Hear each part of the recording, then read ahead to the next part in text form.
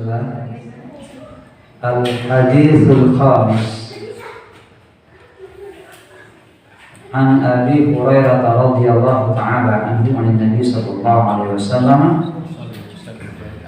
qala ijtanibus sab'al mubiqat asyirku billah was-sihru wa qatlun nafsi allati harrama Allah illa bil haqq wa aklu riba wa aklu malil yatim wa tawalli yawm az-zahfi wa qadful muhsanat al-mu'minat al-ghafilat rawahu Bukhari Muslim. Al-hadithul khamis, adapun hadis yang kelima dari sahabat Abu Hurairah radhiyallahu ta'ala anhu, seorang sahabat mulia yang sangat banyak meriwayatkan hadis Rasul Muhammad SAW. Beliau berkata, Rasul Muhammad SAW bersabda, apa kata Rasulullah? Ijtanibu, artinya ibta'adu, jauhilah oleh kalian, hindari, jangan sampai mendekat, jauhi, hindari. Jadi ini peringatan keras maksudnya kepada as-sab'al mubiqat, 7 perkara yang akan membinasakan, 7 perkara yang akan merusak pikiran dan kehidupan kalian. Tinggalkan 7 perkara ini. Apa 7 perkara itu? Yang pertama adalah asyirku billah, asyirku, perbuatan syirik.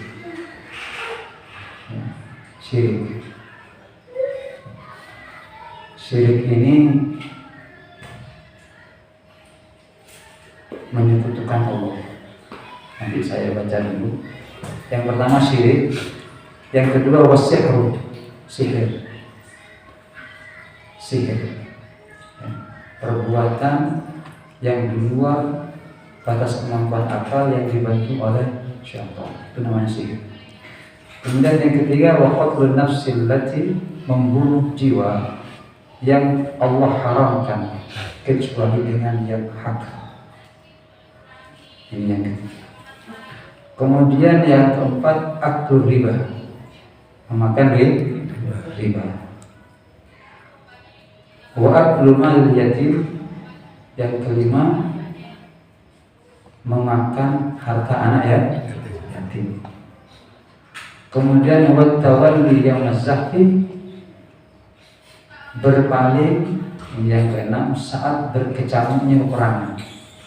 Ketika perang dia lari. Kemudian yang terakhir ke-7 qadful muhsanat al-mu'minat al-ghafilat, menuduh wanita baik-baik yang mukmin melakukan perzinahan atau perbuatan zina. Ini yang ke-7. Jadi 7 dosa ini termasuk dosa besar yang akan mendatangkan kerusakan dan kebinasaan. Harus hati-hati ya. Jadi wanti-wanti Rasulullah ya. Hati-hati dengan 7 dosa ini ya. Termasuk yang pertama adalah syirik. Jadi termasuk akbarul kabair, dosa paling besar itu adalah syirik. Syirik itu disebut oleh Rasul Muhammad SAW ketika ada seorang sahabat bertanya, ya Rasulullah, ayyudzam bin a'dzam indallah, duhai baginda Rasul, apakah dosa yang paling agung, yang paling besar bagi Allah itu? Faqala sallallahu alaihi wasallam, beliau menjawab, dosa yang paling besar itu adalah antaj'ala lillahi niddan wa huwa khalaq. Dosa yang paling agung bagi Allah itu adalah engkau menjadikan bagi Allah niddan, tandingan. Artinya menyamakan sesuatu dengan Allah. atau Allah disamakan dengan sesuatu. Ini syirik. Dan syirik itu dibagi oleh ulama. Ada syirik yang besar, ada syirik yang kecil. Syirkul akbar, syirkul asghar. Termasuk syirik. Anda berkeyakinan bahwa ada selain Allah yang menjamin akan rezeki kita. Bukan mulai terus mak bisa terus itu berapa? Gara-gara selokan, gara-gara cincin ini saya diberikan rezeki yang kira-kira gimana? Ini tidak dibenarkan. Jadi ada tandingan ya, bahwasanya masalah rezeki itu Allah yang dia. Allah itu sangat tidak suka kalau ada orang yang berkeyakinan bahwa ada selain Allah yang mencari rezeki. Wafis sama rizqukum wa ma tu'adun. Di langit kata Allah, rezeki kalian sudah ada, sudah disiapkan Allah. Bahwa bis sama wal ardh. Maka demi Allah yang memiliki langit dan bumi. Innahul haq. Allah itu maha benar. Tidak pernah istilahnya ingkar janji. Selama annakum pun sebagaimana yang telah kalian katakan tidak. Bila berbeda ya sehingga kita tidak merasa dengki sama orang yang tentang bersyukur dan Allah. Tidak.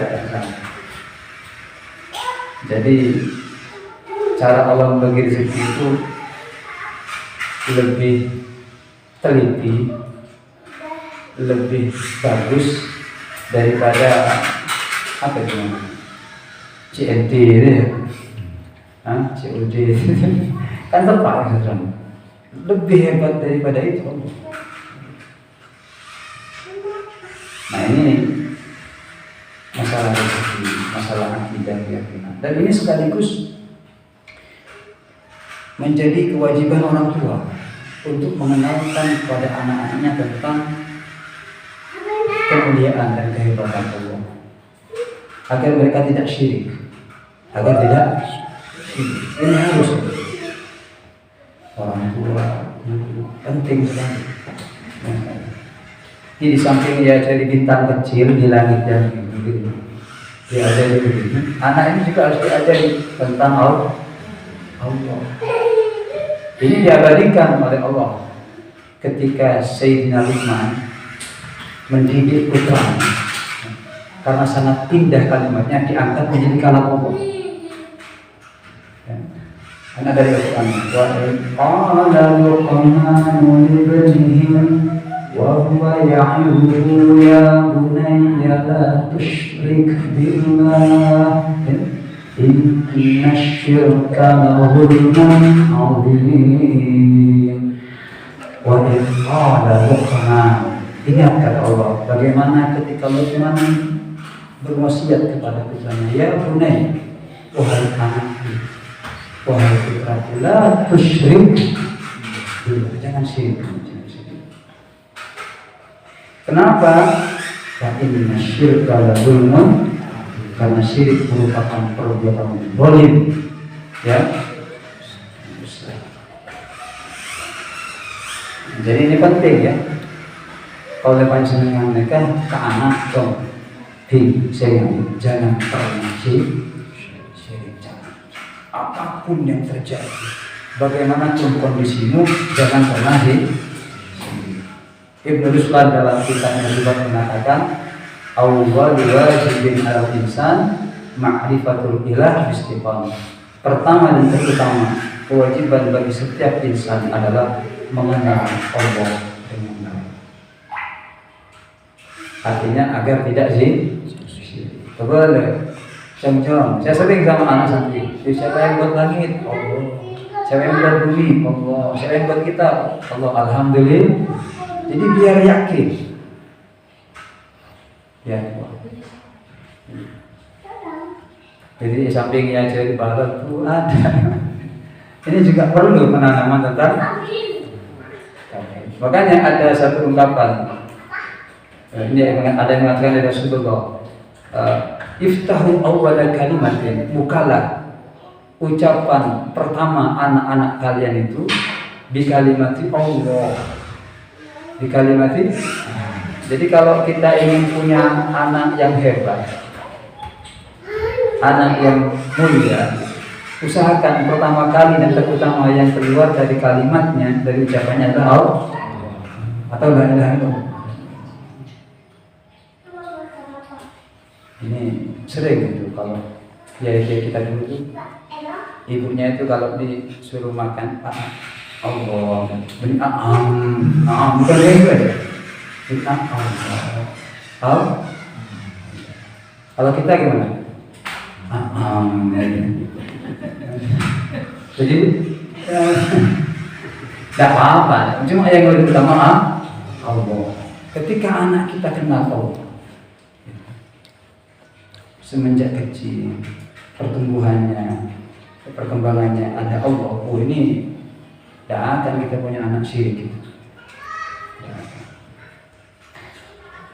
Dari kitab-kitab ulama salaf itu kita sering menemukan bagaimana Imam Syafi'i, bagaimana Imam Ghazali dididik oleh orang tua dan guru-guru mereka itu tentang Allah. Syirik, ada syirik itu kopi, syirik samar. Kata Rasulullah. Apa syirik samar itu? Dia berbuat tidak untuk Allah. Berbuat tidak untuk. Tapi kalau ini tidak keluar dari Islam ya, tidak kafir kalau ini belum. Namanya riya, ya. Namanya riya itu adalah syirik khafi, syirik sama.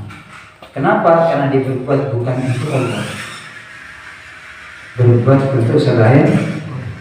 Besok di akhirat ketika dia datang minta pahala balasan dari perbuatannya di muka bumi, Allah bilang, kamu datangi orang-orang atau siapapun yang kau berbuat untuk dia. Jadi kalau kamu ingin berbuat kebaikan karena dia, datang sama dia.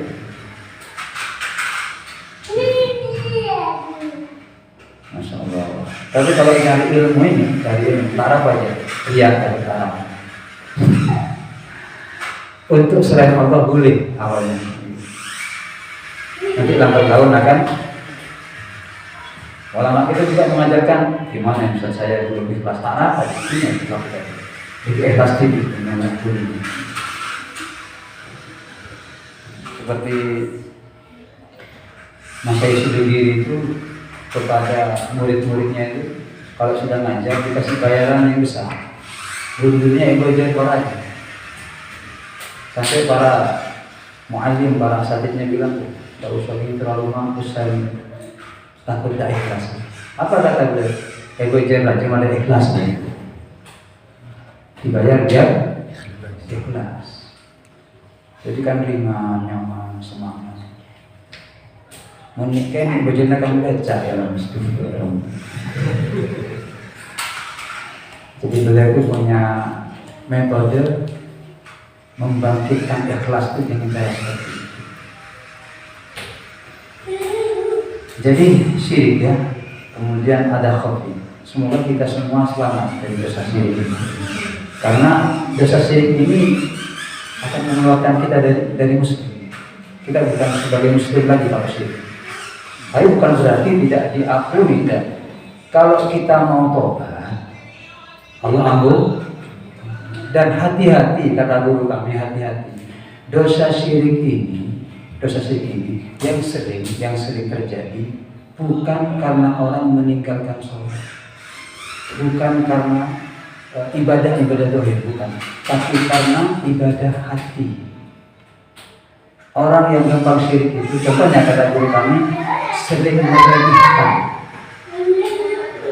meremehkan orang lain. meremehkan gurunya, meremehkan ulama, meremehkan Rasulullah, itu akan menjadikan orang berbuat syirik.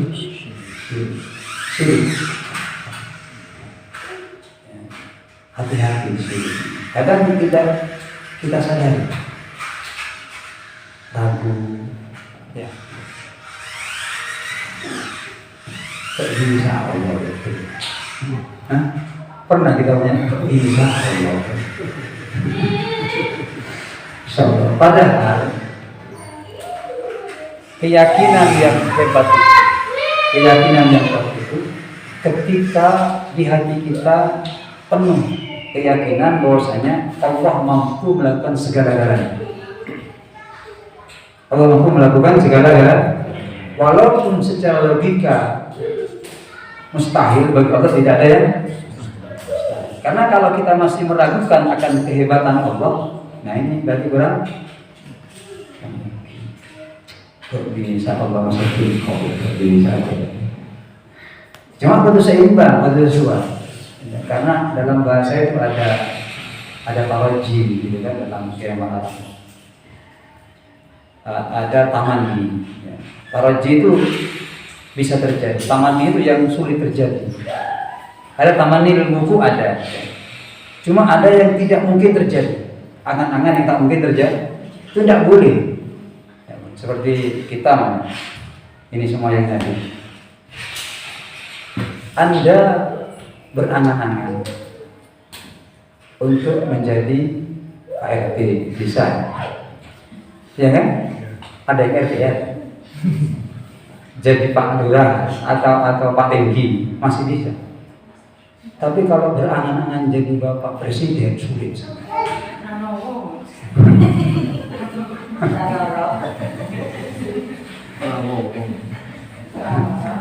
Artinya harus ada tawas keseimbangan gitu. Namanya tamanni. Ada tamanni itu ilmu, sesuatu yang bisa terjadi. Ada tamanni yang tidak mungkin terjadi. Saya harus seperti umpamanya ya, seperti Abu Bakar Siddiq, Umar, tidak mungkin. Ya sebagian bisa. Yang bahasa kudu kormokor dia bentukkan di kita gitu kan. Sesuaikan dengan kemampuan. Nah, Allah itu bisa segala-galanya. Bisa. Itu yang harus dikuatkan di hati kita. Cuma kalau sesuatu yang tidak sesuai dengan harapan kita jangan langsung menyalahkan Allah, tapi kita introspeksi diri, istighfar, bertanyakan pada dirimu, tanyakan kepada hatimu, tentunya engkau yang kurang memberikan yang terbaik untuk Allah begitu. Nah, ini yang pertama, syirik ya. Semoga selamat dari dosa syirik. Kemudian yang kedua adalah sihir. Sihir itu peristiwa yang luar biasa, khariqul lil-'adah. Artinya keluar dari kebiasaan. Tapi bisa ditiru. Beda dengan mukjizat. Kalau mukjizat tidak bisa ditiru. Sesuatu yang luar biasa yang tidak mungkin ditiru. Karena ini pemberian dari Allah, sama dengan karomah. Tapi kalau sihir itu bisa. Dan ini bantuan dari setan. Oleh beres-beres pas mau coba kembung tabung gitu. Itu ada gitu. Ada sihir itu ada. Itu dibantu oleh siapa? Ada.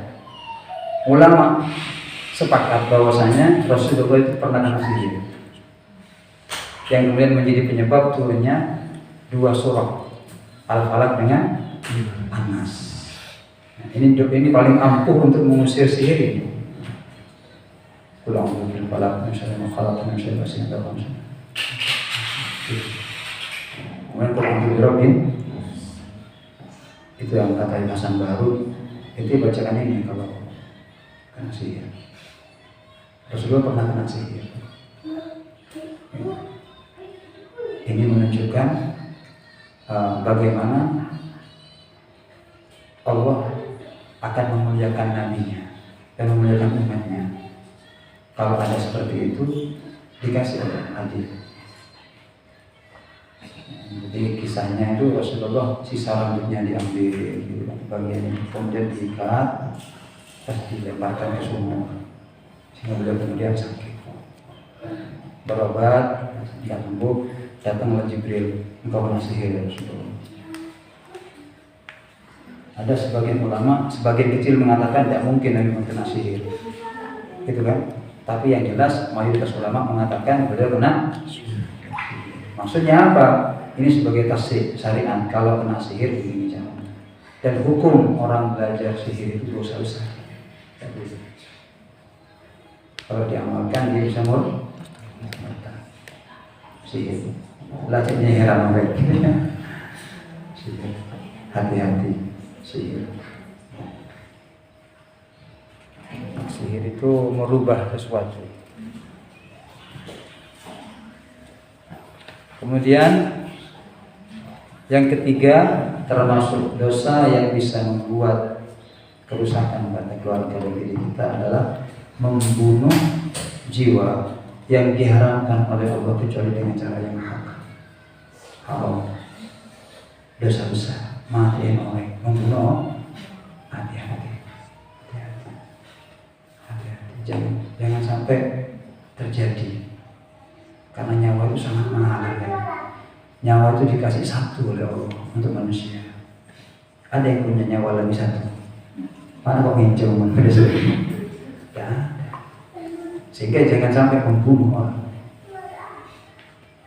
Sampai disebutkan orang yang membunuh dan dibunuh itu adalah tanpa dilakukan. Sahabat bertanya, ya Rasulullah, kalau yang membunuh mungkin, yang dibunuh apa kata Rasulullah? Yang dibunuh itu kalau dapat kesempatan dia juga akan membunuh, makanya sama-sama. Jadi kalau bukan persoalan yang dihangatkan, jangan sampai bunuh. Jangan hanya gara-gara bupati mati orang ini. Tidak benar juga. Tidak. Kok gara-gara pilihan Allah mati orang ini. Jangan. Apalagi sekarang ini merengis ya, dengan keberadaan yang sering kita dengar, tiba-tiba ada anak yang berani bunuh orang tuanya gara-gara minta uang, ada yang gara-gara mau main judi online, ada macam-macam. Masya Allah. Jadi betul-betul harus kita ini ada mizan, ada timbangan dengan agama. Jadi kemajuan pola pikir kita dan serba meningkatnya alat komunikasi ini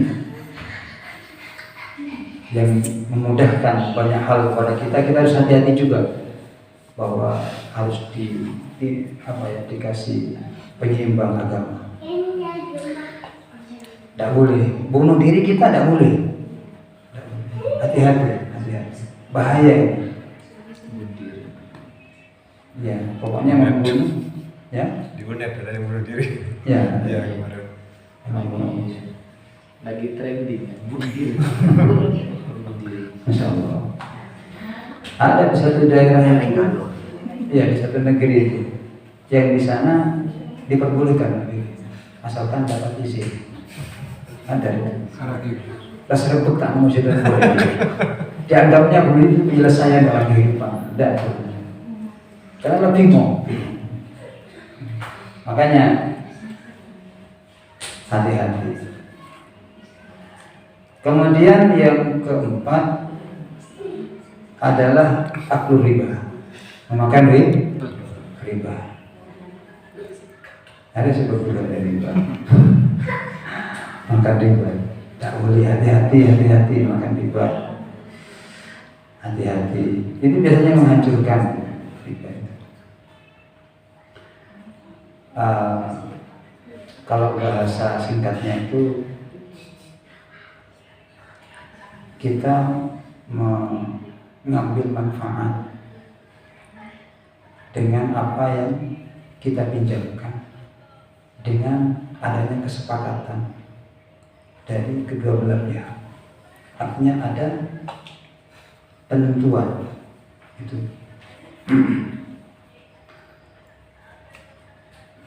Itu kalau istilahnya bagian daripada riba. Kemudian yang kelima, aklu malil yatim, memakan hartanya anak yatim, haram, dosa besar, dosa yang akan menghancurkan kita dan keluarga kita. Hati-hati, termasuk kami, kita semua yang kadang mendampingi anak yatim, ya. Sangat hati-hati. Nah, makanya guru kami itu kalau ada orang yang mau nyumbang, kasih tahu ya, sumbang nama anak yatim dan yang merawatnya, yang menjaganya. Karena kalau sudah milik anak yatim, walaupun ibunya tidak boleh makan, kecuali dikasih sama anaknya. Harus hati-hati. Demi bos, ego gue serang pernah kerja ramben, itu bisa anak yatim boleh lah, bahaya sih. Gue jangan hati-hati. Harta anak yatim ini, dan anak yatim itu definisinya adalah malah salahu abul, orang yang tidak punya bapak, dan dia masih, kalau laki-laki itu belum balik. Kalau perempuan sampai dia menikah. Jadi bukan karena tadi pak pas yatim, udah. Karena pas tadi pak yatim, kok yatim dia udah gitu. Jadi yatim itu anak yang tidak punya bapak dan dia belum balik. Hati-hati. Hati-hati, Masya Allah. Itu pernah kami baca satu kitab itu, orang yang dipertontonkan yang oleh Allah ketika ada di kapal itu, perahu itu dan kapal besar. Ketika pada waktu itu semua sudah basah, setelah ada gelombang besar gitu, dan kemudian mereka kelaparan ingin masak, semuanya tidak ada yang tidak punya korek, tidak ada apa gitu untuk menjadi alat penghidup. Hanya ada seorang kekasih Allah, wali min auliyillah, dia lihat nyari orang. Lihat, oh kok kayaknya ada orang ini. Ada yang mengatakan di antara kalian ada yang pelihara anak yatim ya? Oh iya, coba sini. Pas kemudian dikasih kertas, dikasih kayu, sero-sero. Oh, pas keluar aku, Odi. Masa itu katanya semburannya mengeluarkan api. Akhirnya ya sudah dibuat masak. Orang itu kemudian dengan bangganya bertanya kepada seorang kasih, wahai saudaraku, kenapa saya sehebat ini? Hebat guru bisa menyemburkan apa angin dari mulut saya mengeluarkan apa katanya, benih hebat, bahkan hartanya anak yatim. Oh kakek, kok bisa guru bihim apa namanya dalam bahasa Arab itu, orang yang memakan harta anak yatim itu sama dengan memakan api dalam perut mereka, begitu ya. Fi butunihim nar, begitu. Ada kalimat. Jadi kamu di perutnya ada api yang makan hartanya anak yatim, merampas harta anak ya, dan merampas harta anak yatim itu kata guru kami, benikun erekku anak yatim ekala bukan, termasuk merampas punya anak yatim. Anda punya uang sudah lebih daripada belanja sampean, terus sampean tak berikan hati, padahal ini hanya mereka juga kegelapan sampean, tak pergi sampean. Itu termasuk bagian daripada mengambil punya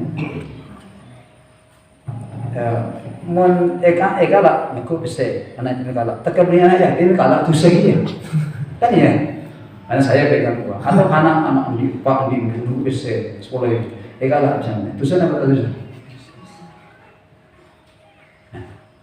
punya anak yatim juga dosa sama tapi yang dimaksud kata guru kami andrian guru besar sejuta segini bulan lebih anak yatim dibentak ibuki, ayah hampas ibu ni kalau kau tu segala ibu begini anak, maksudnya begitu, masih meriang mungkin, begitu kata guru kami menafsirkan itu. Jadi memakan harta anak yatim itu yang nomor 5. Yang keenam lari dari peperangan, berpaling saat berlangsungnya jihad. Pertama norok orang ningali musuhnya pas pengecut. Banget. Ini dosa besar. Karena apa? Karena dia memburu dikejar orang buru dia gitu. Kan gitu. Enggak boleh. Enggak boleh. Jadi ketika sudah melangkah maju sebisa mungkin setapak pun jangan mundur. Sudah berjuang bismillah. Itu maksudnya.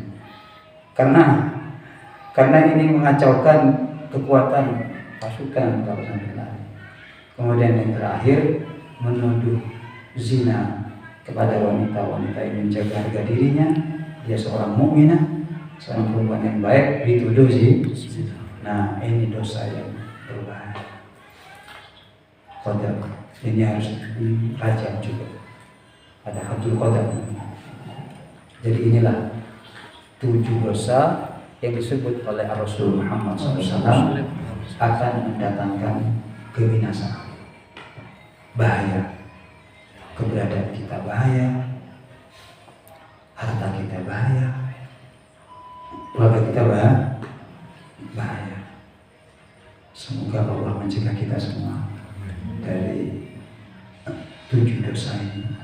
Dan andaikan ya Allah, seandainya kemarin ya, kita sempat melakukan dosa-dosa yang sama-sama kita pelajari pada saat ini, maka kita istighfar, kita mohon ampun kepada Allah.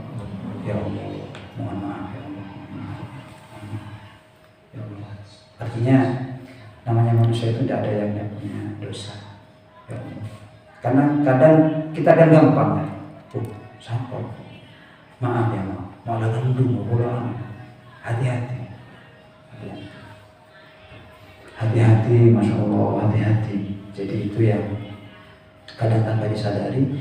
Dan biasanya orang yang seperti itu nanti dikasih juga ujian sama Allah yang sama sebelum dia mati. Begitu. Itu bahayanya. Ya Allah, bisa sama-sama kita kaji. Sekali lagi semoga barokah, semoga bermanfaat, dan apa kita akhiri dengan sama-sama baca sholawat ya. Guru kami mengajarkan ketika kalimat-kalimat banyak kurang berkesan, ketika banyak nasihat dari setiap lidah ya, kurang berbekas di hati, berbanyak sholawat pada waktu itu. Kenapa? Agar Rasulullah yang langsung berbicara kepada hati mereka, agar baginda Nabi Muhammad membisiki pada hati kita masing-masing akan indahnya akhlak beliau, akan kemuliaan dan keindahan jiwa baginda Nabi Muhammad SAW yang disebut oleh Al-Quran, oleh Allah, wa innaka la'ala khuluqin 'adzim. Pada diri engkau wahai kasihku Muhammad ada etika yang agung, ada etika yang mulia. Dan juga beliau dilantik bahwasanya laqad kana lakum fi Rasulillah, pada diri beliau ada suri teladan yang sangat indah, yang sangat mulia. Dan beliau juga menyatakan bahwasanya beliau akan senantiasa bersama mereka yang saling mencintai karena Allah, karena Rasulullah SAW. Kalian akan bersama dengan siapa yang kalian cintai. Semoga ini menambahkan kecintaan kita kepada baginda Rasulullah, menambahkan kerinduan kita kepada Rasulullah, sehingga pada saatnya Allah berikan kita anugerah bisa melihat baginda Rasulullah, bisa berkumpul dengan Rasulullah, dan kita menikmati senyum indah Rasulullah, menikmati kemerduan suara Rasulullah SAW. Inna Allaha wa malaikatahu yusholluna 'alan nabi ya ayyuhalladzina amanu shallu 'alaihi wa sallimu taslima. Allahumma shalli wa sallim wa barik 'alaihi sallallahu ala Muhammad sallallahu alaihi wasallam sallallahu ala Muhammad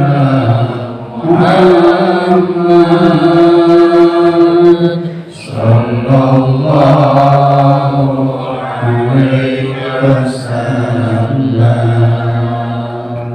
Asyaraqal badru alaina fahlafat minhul mudur misla husnika ra'ayna qattu ya wajah sururi sallallahu ala Muhammad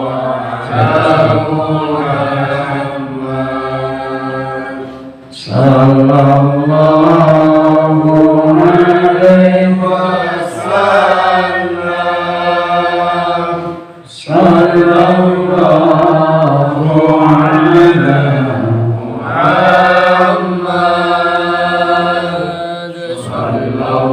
sallallahu alaihi wasallam. Anta syamsun anta badrun anta nurun fawqa nuri anta yasiru wali anta misbahus suduri sallallahu ala Muhammad sallallahu alaihi wasallam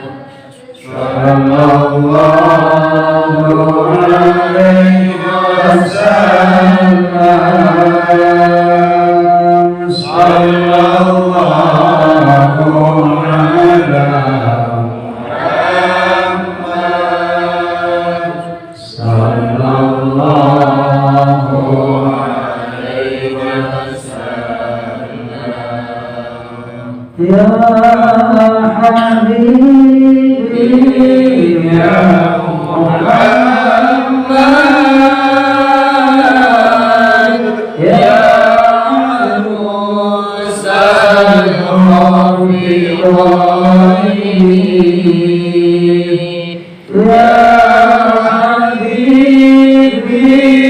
ya Muhammad ya Musal ya Muhammad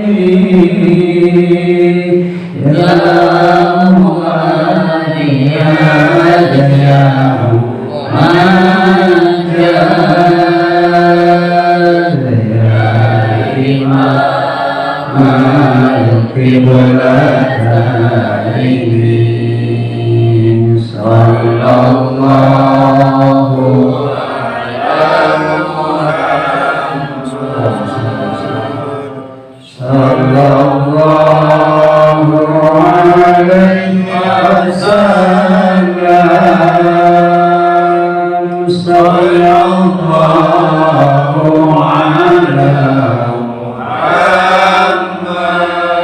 sallallahu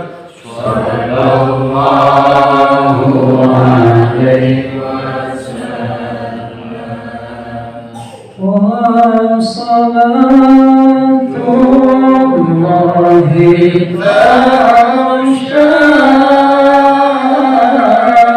أشرف الرسل محمد وصلاة الله تغشى أشرف الرسل محمد وسلام مستمر كل حين يتجدد صلى الله على محمد صلى الله عليه وسلم صلى الله